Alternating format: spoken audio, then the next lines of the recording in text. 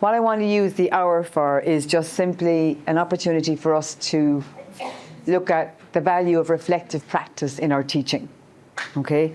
And I want to use the Lego to illustrate how we can reflect on that to use it, if that makes sense. So I'm using the opportunity to build on an experience of reflection to show how we can then apply reflection in our classroom. So to start, so I guess just very briefly, I've been working with Lego for some time. How many of you work with Lego in the room? Played as a child. A child. You work all the time? Children. So for me, with Lego, I think it was, I guess, an outcome with the Lego company who were going down. They were going bust, and they didn't know what to do. So they engaged with 2 professors in the university beside them to ask them for their opinion what to do. And they said, yes, we will work with you only if we can use the bricks. So they used the bricks in developing the new strategy for Lego, which became the savior for Lego. And now we have all the different opportunities that have come out of that we see with the whole area attached to Walt Disney and the Lego parks, etc. But they also developed LegoSERIOUSPlay because they saw the opportunity of using Lego to develop strategy. So that's another business outcome that came from it. So, and when they were looking at it, I'm not going to go into it now, but there is theory behind it because it's linked to the whole area of child play, and that's where it comes from. And then it's about construction. So you're actually externalizing your internal thoughts. So you're constructing. And quite often in the service sector, in education, we may not always see the value in the trade sector. So when somebody builds a bridge that we go over regularly with our cars, that's a very visible outcome of somebody's mind. That is a construction that we need to depend on. That is something that we need to be able to stand back and admire. So as educators, how do we give that a presence like a bridge? How do you tangibilize the value of what we do in the classroom, whoever is in our classroom? So this helps you to externalize your thoughts and how that might happen. I will say, I have done training on this. I do not encourage people who do a session like today for 40, 50, 60 minutes and then go and apply that in their classroom. There is stuff behind it and you have to be trained in how to use it. We're getting a very whistle tour today, but I do see people then bringing the Lego in, and it can be, because you can have people when they're presenting the story, the Lego. Lego means nothing until you give it meaning, okay? And when you give it meaning, a lot of in here comes out, and you have to be able to manage that, okay? So, just to illustrate so we can get going, I've asked my 2 able assistants to use 5 pieces of Lego to build a duck. So my pronunciation of duck was causing a problem, so it's quack quack, in case someone doesn't know what I mean, but it's a duck. So I have asked these colleagues to just use the Lego to build what they would do to do with the duck. And if you could, I'm going to ask you then just to explain. Will I give you time? You're okay? Yeah. Okay. So if you wouldn't mind standing, what's your name? I should know your name. Tina. Tina. It is Tina. Tina. You're 2 Tinas. Yeah. Okay. So this Tina. So Tina, if you could just show your duck, and could you please give your duck a name? My duck is called Fred. Okay. All right. And would you please describe Fred? Fred is very young and handsome, as you can see. He's missing a tail here because he had a fight with birds. You know, the next door neighbour. So therefore no tail. But he has a girlfriend. Yes, a very new girlfriend who has a nice tail. Okay. So what does the girlfriend's tail help with Fred? Maybe Fred can identify himself with the girlfriend's tail because he hasn't got his own. Something like that, you know, psychology, duck psychology. Okay, so Fred is quite, in terms of, if we look at Fred, right, why is Fred's body lined to one side and not the other? Any reason? This is the head. Yes, but Yeah. is wider. Fred seems to be to one side. Yes, but you haven't got these little thingies in the middle. What's in the middle? So it's a design problem. It's a design So it has to be on the side. It has to be. Yeah, Okay, so Fred had no choice. Fred had no choice. Okay, so Fred had to be on this side with no choice.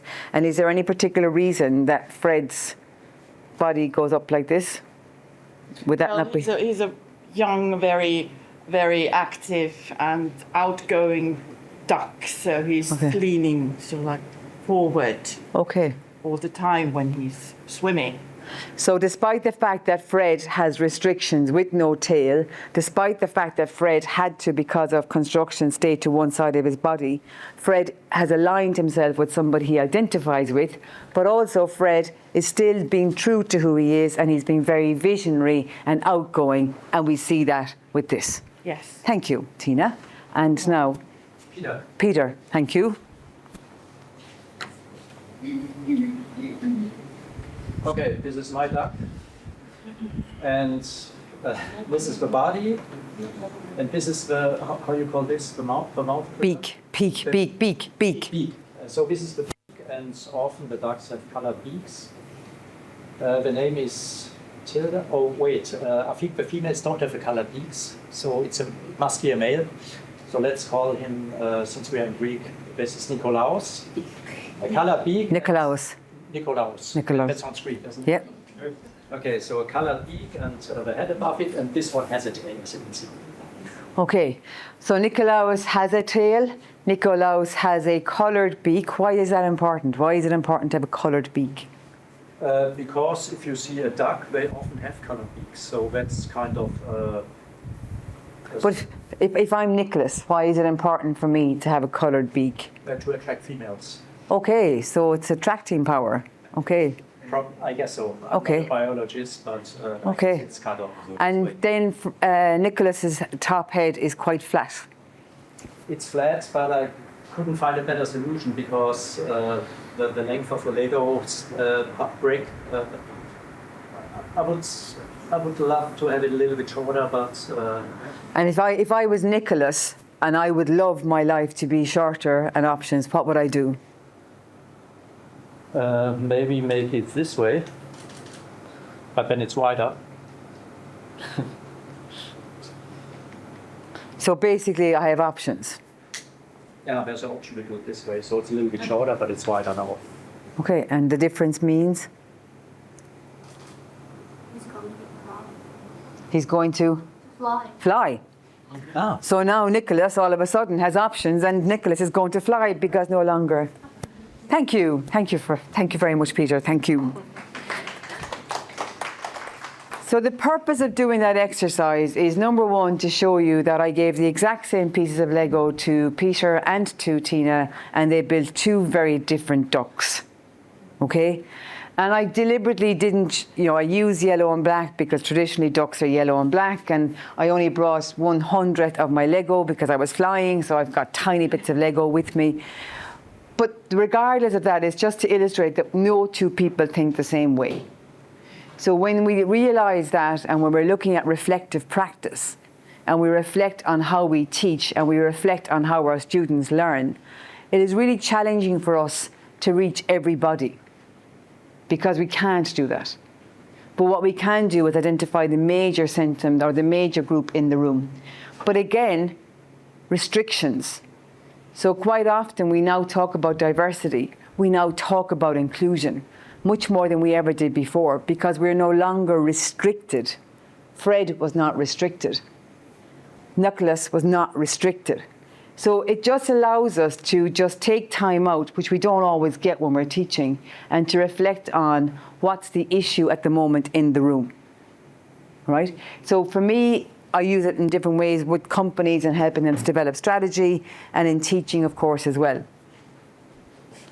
But 5 pieces of Lego, 3 minutes to make. Again, if somebody walked into the room right now, they would say, that's interesting. Because there's yellow and black, they might think it's a duck. Maybe. We thought that the light colour, beak was just a light coloured beak, but in actual fact, maybe it's for attracting the mates or attracting the female company. But when you walk in, you wouldn't realise that. you wouldn't know that's Nicholas and you wouldn't know that's Fred.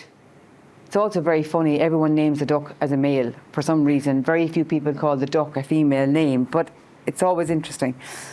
So that is of no value until you give it meaning. And you give it meaning by telling the story. So as educators, for us, it's really important that we give time to our students to tell the story. And because we're now using a lot of blended learning and a lot of online learning, we don't give as much time to actual conversation and discussion. And yet when our students will go to work, they will be working in environments of conversation and discussion. So for me, the real value of this is the ability to tell the story. So with that in mind, and because we're going to look today about reflective practice, I'm going to ask you to give you 2 challenges to do individually. We would work in a group, but we're going to work individually just for the purposes of the room and where we are today.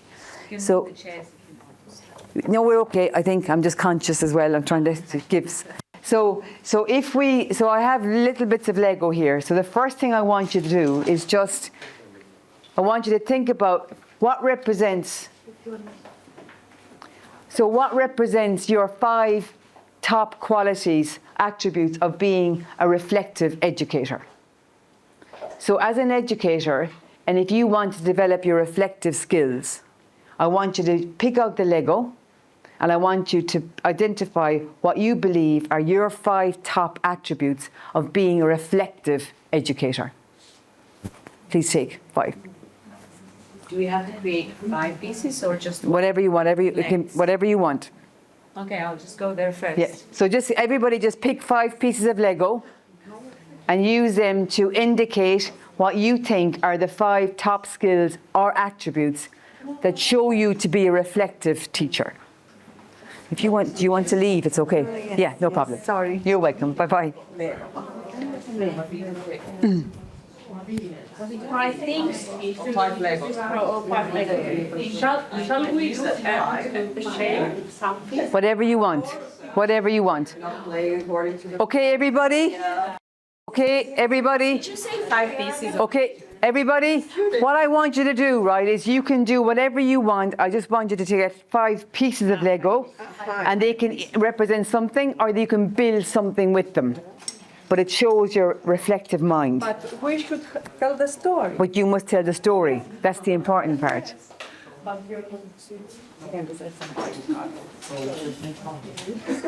Thank you. It's always good to start it off. Yes. Can you do it in 4? So you can go back to your desk. Can you do it in 4? This is, You can do it whatever you want. yeah, that's one perfect. piece or 2 pieces? That's, yeah, 2 pieces. Okay, But fine. it's okay. Perfect. You like my idea? I like it, yeah. I'm dying to see what you're going to just tell the story. Okay. So we're just going to hear back some stories.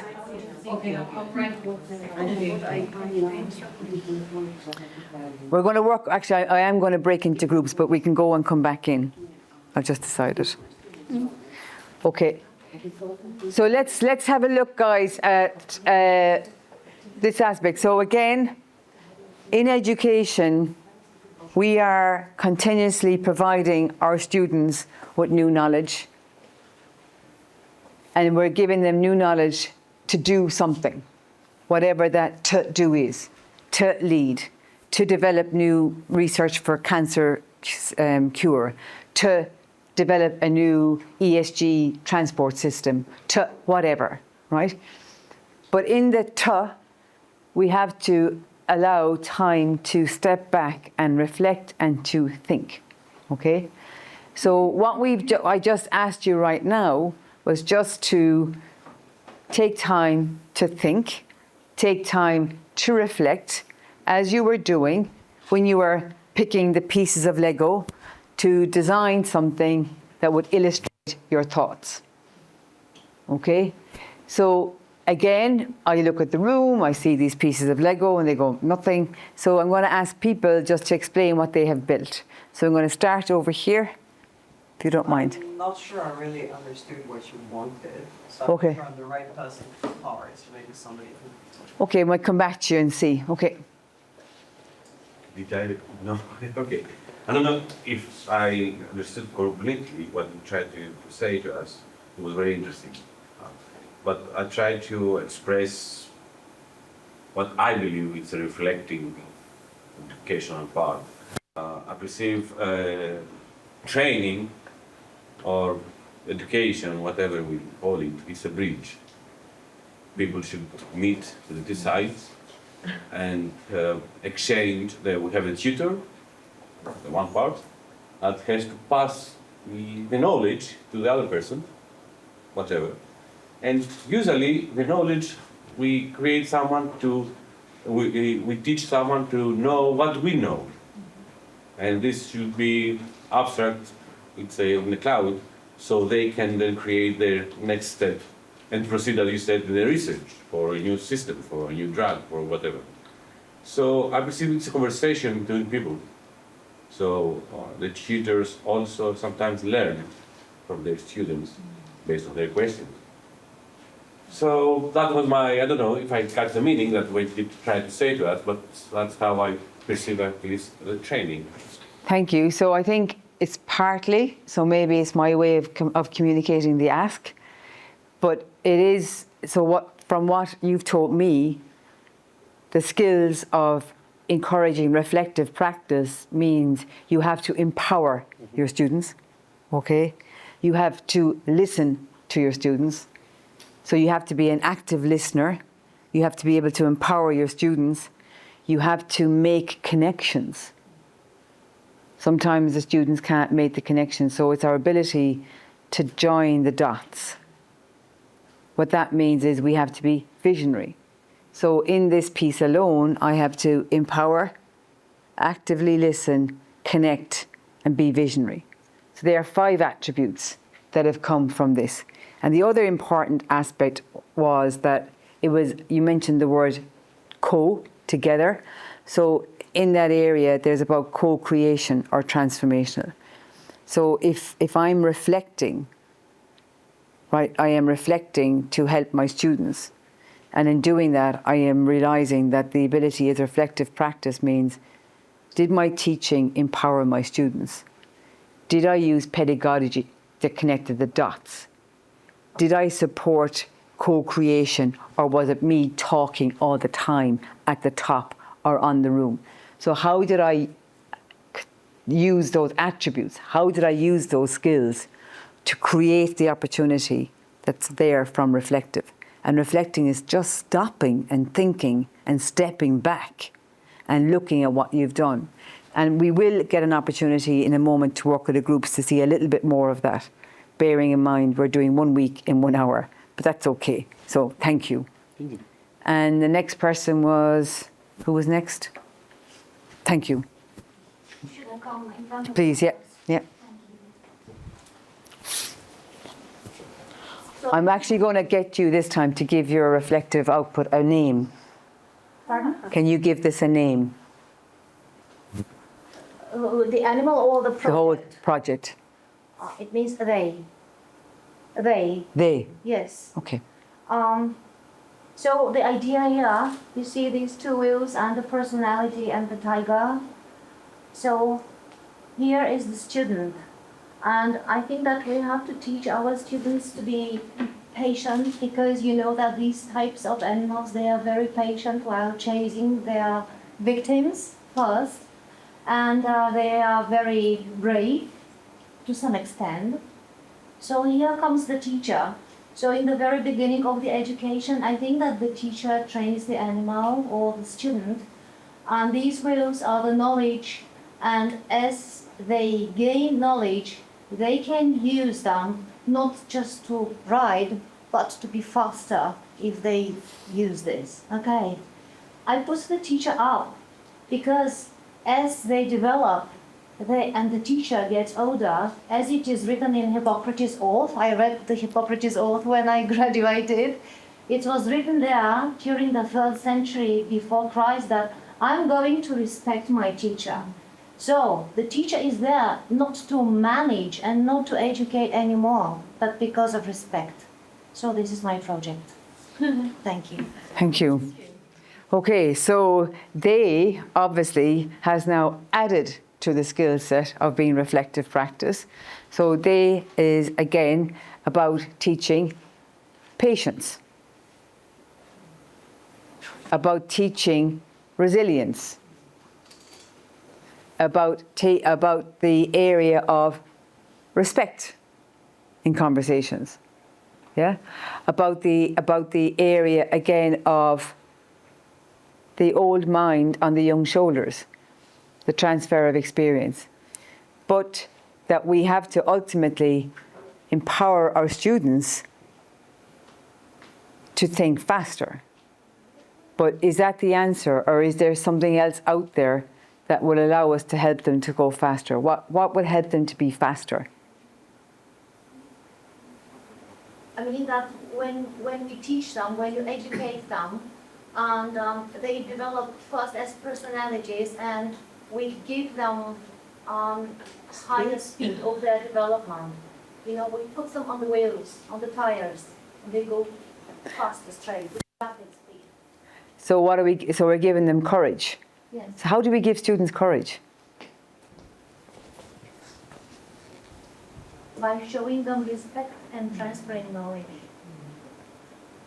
Because respect is double way. Okay. Empowering their student agency. Yeah, empowering their student agency, double power. Giving them the confidence to go forward, because they have the knowledge. You've built the knowledge. Giving them that confidence that I now have the knowledge, I can go forward with it. Absolutely. So if you have that empowerment, now we're going to have to start looking at, well, are we assessing that shows that? So quite often in education, it's all very well to want to do all of this in the room, but then are we allowed to use assessment tools that help us to show that you've learned this? Or do we go back to basic cognitive acquisition, because that's the only way we're allowed to assess that gives fairness across multiples? So for me, you know, the elephant in the room for a lot of us in education is the assessment. And we keep having to go back to being, this is the way you do it, and this is the way you have consistency. And I think that's an opportunity that INGENIUM as a group should absolutely start looking at, because we have a lot of knowledge between all of us, and saying how can we be innovative, truly innovative, in overcoming the whole area of assessment. But that's another area of just looking at it. So maybe I'm just going to take one more, because I want us to work in a group. So one more. Yeah, yeah, please.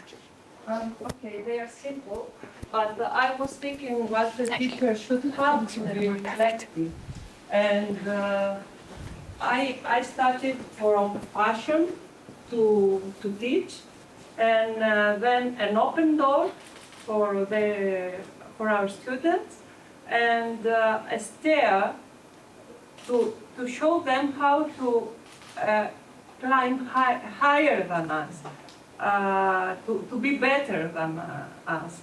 So that's what I am. I'm not at the pedagogy field. I'm a chemist, and I think more straightforward. But that's what I was thinking. And that, I mean, thank you very much. And again, it's that area, that's fabulous, I think, that we want them to be better than us. And that's really transformational. And that allows the student to be at the centre. So it's not about us having all the answers, but understanding that we are part of them getting on the stairs and going up the stairs, but that we want them to go higher up than us, because we want them to empower, so we want to develop them. So again, that allows us to stop and say, step back, and then how do we make sure? So maybe we're role models.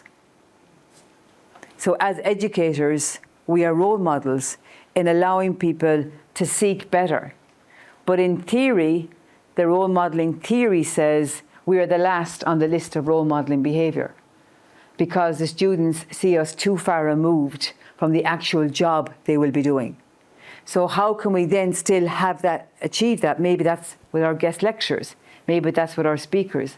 So in a very short space of time, again, by just allowing us to look at what does reflective mean, we are quite an extraordinary bunch of individuals, because we're supposed to be able to empower, go to have an open door policy, climb the stairs, encourage being better than, be resilient, allow you to go faster than you would, be respectful, be connecting, be aligning, and the list goes on, right? So when do we stop to reflect on us? When do we take time out and look at what we're actually doing? So, one more thing I'm going to get you to do, and we're going to break into groups, and we can leave outside, and then, or we'll bring the tables in, and we can work in tables and building it. So, so basically, what we did with this, right, is you're developing a prototype, right? In a chemist, that might be a test experiment, right? In whatever we do, it could be a prototype.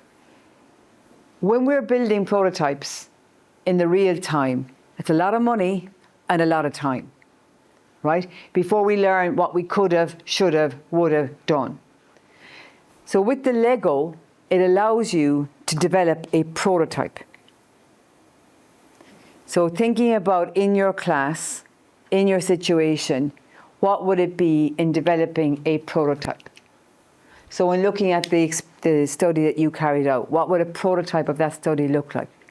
So if you start off before you embark in something and you build a prototype, it gives you time to look at it, describe it, tell the story, and get the opinion of others.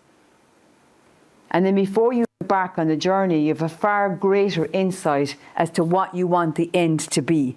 And now the designing of the journey may be very different.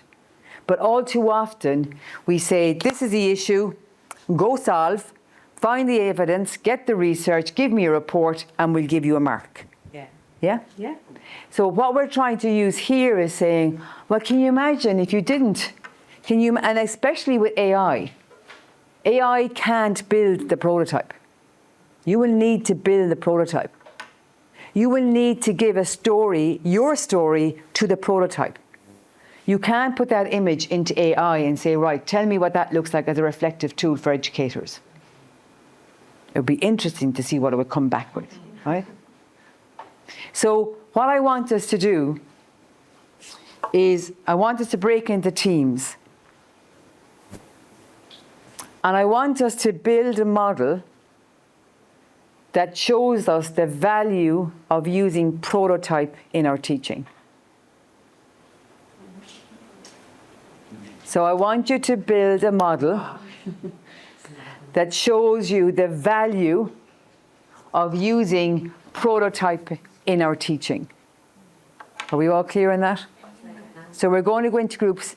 So if I want to encourage my students to use prototypes in developing innovations, then I have to know why that's a good way of doing that. I need to know the value of using a prototype.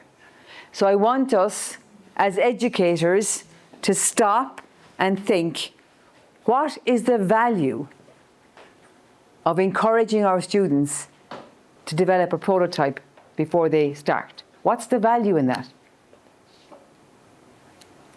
And I want you to illustrate the value in the form of a model.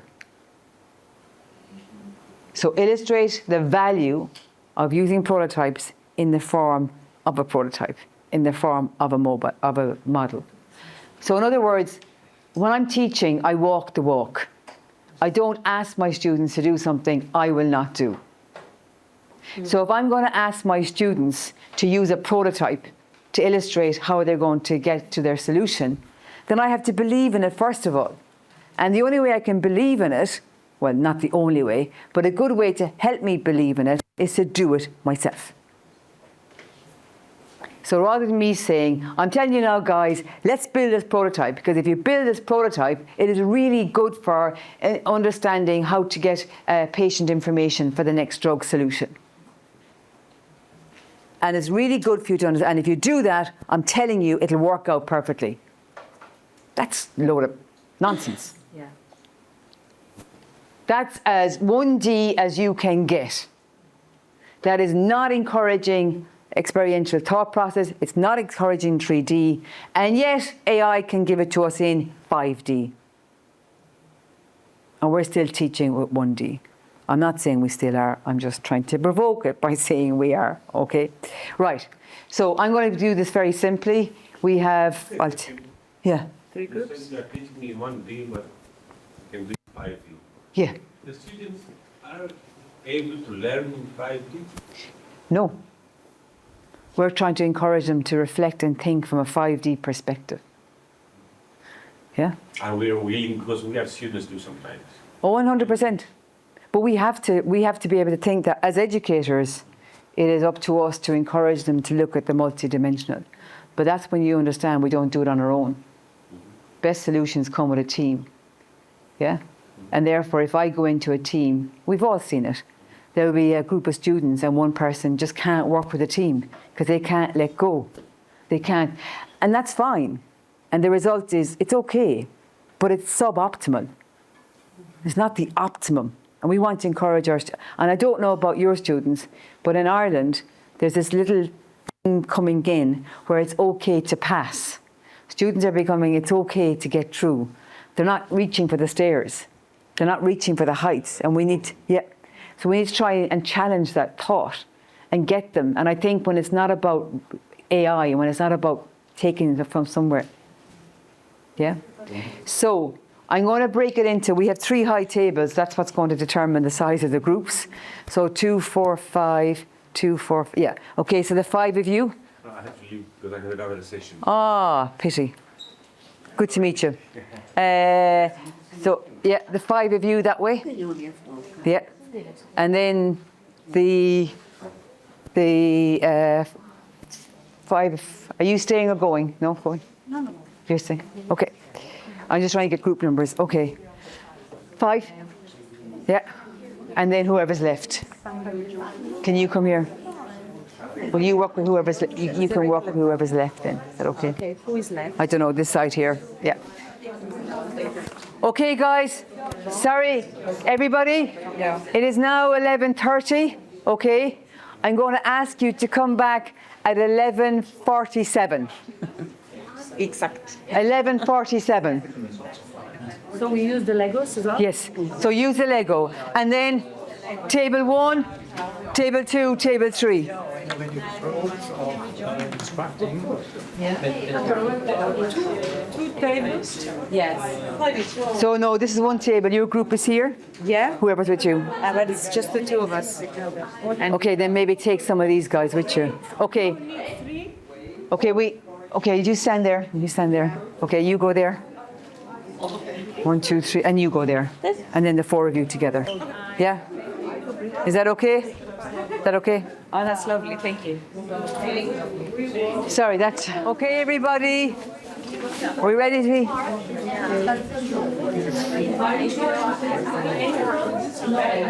So we're all going to stand back.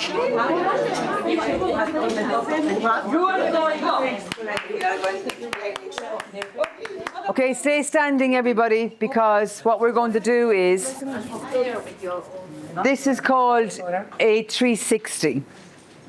So what you do is, when you have built your model, you do a 360-degree review or view of it. So obviously too many of us to walk around, but in the smaller group, you would build your model, yes, then you would, in silence, and you move 360 to look at it, observe, yeah? So that's a 360. So when the team is finished building their model, and then they may make changes. One of the golden rules in group Lego is you never touch somebody's Lego without asking. Yeah? And I'm going to illustrate to you in a moment why that might be important. But for now, I just want you to know, never touch someone's Lego without asking. So we're going to, since I'm at this table, we're going to go to this table to explain to us. One final thing is when you're telling the story of Lego, you never touch it. So you point. So there you go. Who's presenting? Who's presenting? You, Brian. No, I think we have a better presenter. Do you want to present? Yes, here you come. Yeah, go on. Okay, guys. You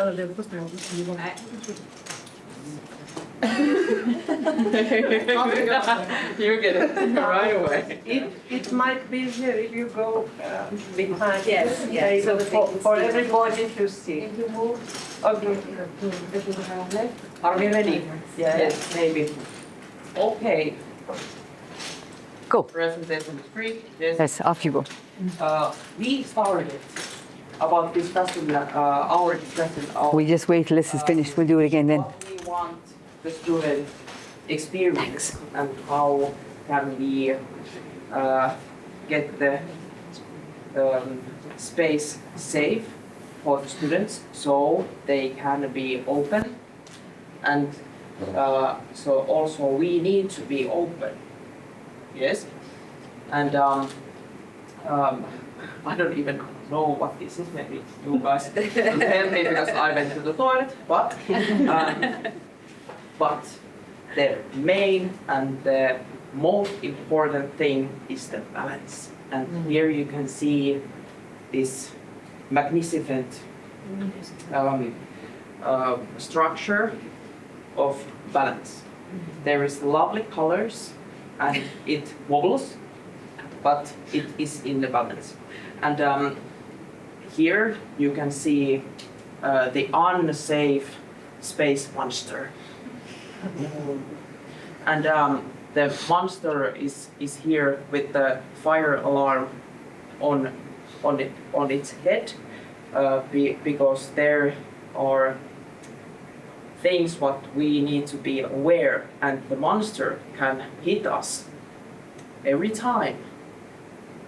It doesn't say when it's coming, it's just is coming, and we need to be aware. But if we have the good balance and maybe the stairs done, the monster will be gone from our minds. Well done. Thank you.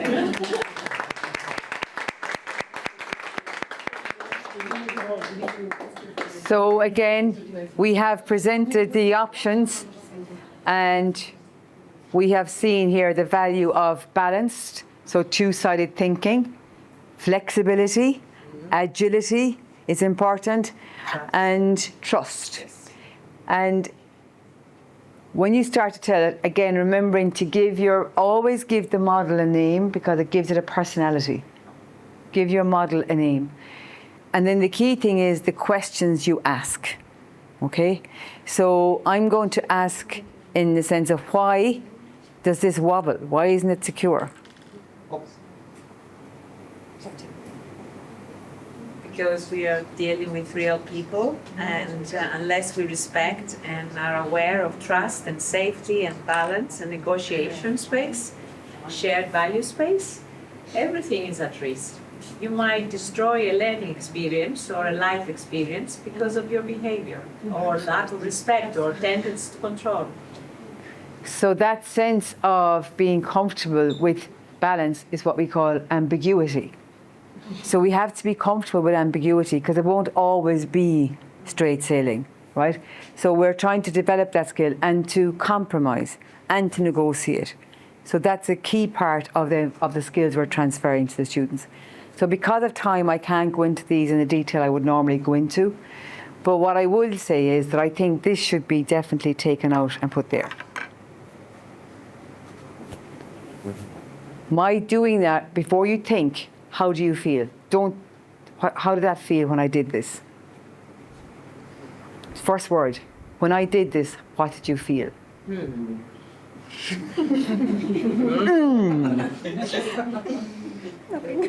Relieved and happy. Yeah, me too, because I was the monster, so we were. So me doing that, right? But who built the monster? I did. So what's your name again? Katarina. Catherine. Yes.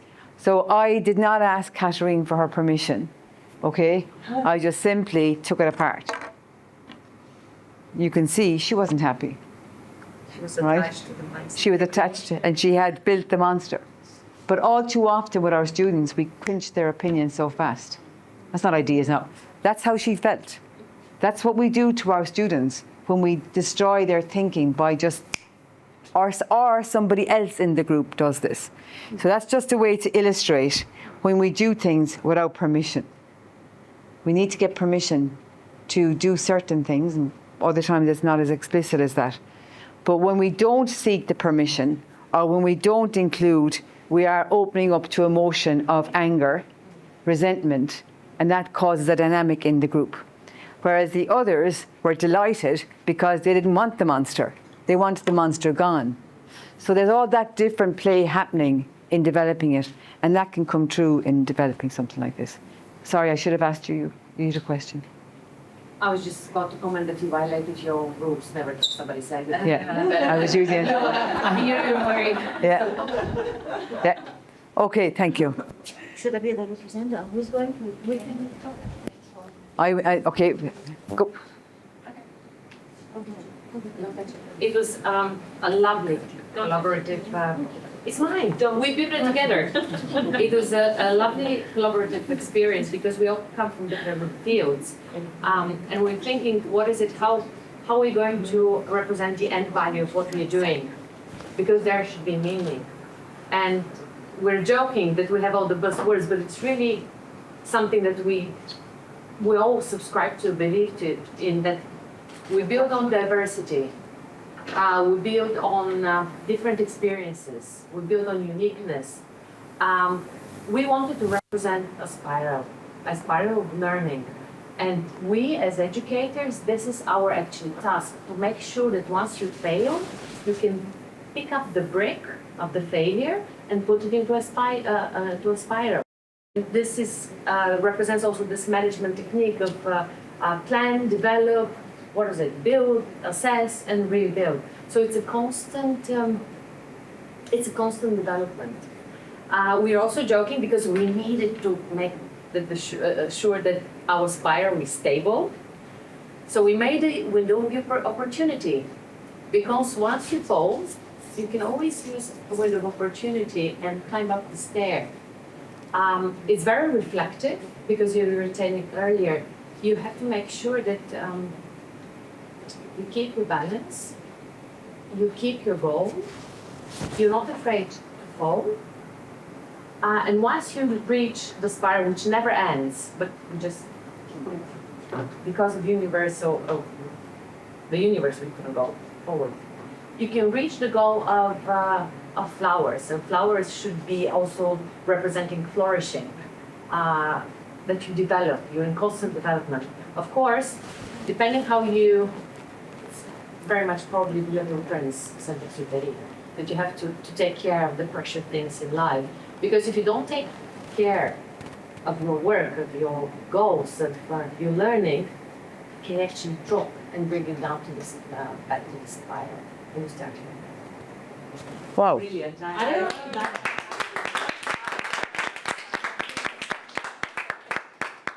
I'd have loads of questions to ask, but I can't ask them because we need to think of time. But again, I think there's just, actually no, I'm going to keep my thought. Distance, don't touch it. I'm not touching it, I swear. I'm staying well away. Okay, and let's hear this one. Students to talk. Yes, and yeah. Perfect. So we are not educators, we are just students. Thank you for the opportunity to make us think different and innovative. It was a cool challenge. So we thought, with the educator, that there are a lot of pathways to go to your goal and achieve it. So sometimes there is a shorter pathway, but it's a little bit more difficult than the other.